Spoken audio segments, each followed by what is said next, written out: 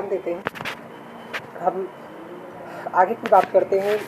Viceroy में जिससे पहला देखा था लॉर्ड कैनिंग। अगला हम देख लेते हैं, दूसरे नंबर पर लॉर्ड एल्गिन प्रथम आता है। लॉर्ड एल्गिन प्रथम जो है, इसका शासनकाल सन 1862 से 63 में रहता है। इसके समय की महत्वपूर्ण विशेषता है, इसके हम बात करेंगे वहाबी आंदोलन। वहाबी आंदोलन का दमन करता है, ठीक है। तो अब वहाबी आंदोलन का दमन करता है, मतलब कहने का कि जो वहाबी आंदोलन किसके समय दमन किया गया, नहीं समाप्त किसके समय किया गया, लॉर्ड लिटन के समय, लॉर्ड एल्गिन के समय। कौन? लॉर्ड एल्गिन प्रथम, ठीक है। तो वहाबी आंदोलन की थोड़ी सी हम बात कर लेते हैं। तो वहाबी आंदोलन ये एक महत्वपूर्ण, ये इस्लामिक विचारधारा को आगे बढ़ाने वाले लोग थे, और इसमें जो कट्टरपंथी विचारधारा थी, इसको समाप्त करने के लिए अर्थात सुधारवादी एक वर्ग था, ठीक है। इसका लक्ष्य था कट्टरपंथी विचारधारा को समाप्त करना, ठीक है। और इसके संस्थापक जो होते हैं, वहाबी आंदोलन के संस्थापक होते हैं अब्दुल वहाब नामक एक व्यक्ति होता है, जो अरब का रहने वाला है, ठीक है। और भारत में देखा जाए तो भारत में सर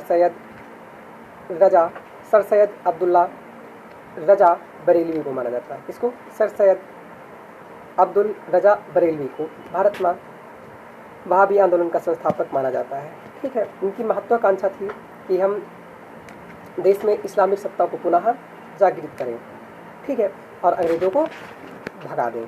तो याद रखेंगे, अंग्रेज़ों को भगाने का तो उद्देश्य था, लेकिन देश में आज़ादी का नहीं। क्यों? क्योंकि इस्लामिक कट्टरपंथी को जो है स्थापना करना चाहते थे। इसका मुख्य केंद्र की बात कर लेते हैं, तो वहाबी आंदोलन का प्रमुख केंद्र जो है पटना बन जाता है, क्योंकि जो है सैयद अब्दुल रजा बरेलवी, इनकी मृत्यु अंग्रेज़ों से लड़ते लड़ते सन 1831 में हो जाती है। तो बाद में पटना इसका मुख्य केंद्र बन जाता है, जिसके प्रमुख नेता निकल के आते हैं विलायत अली, इनायत अली और मौलवी कासिम। ये लोग प्रमुख रूप से उभर कर सामने आते हैं, और बाकी आगे हम बातें बाद में करेंगे, बाद में हम पढ़ेंगे इस आंदोलनों को, तब इसकी चर्चा करेंगे।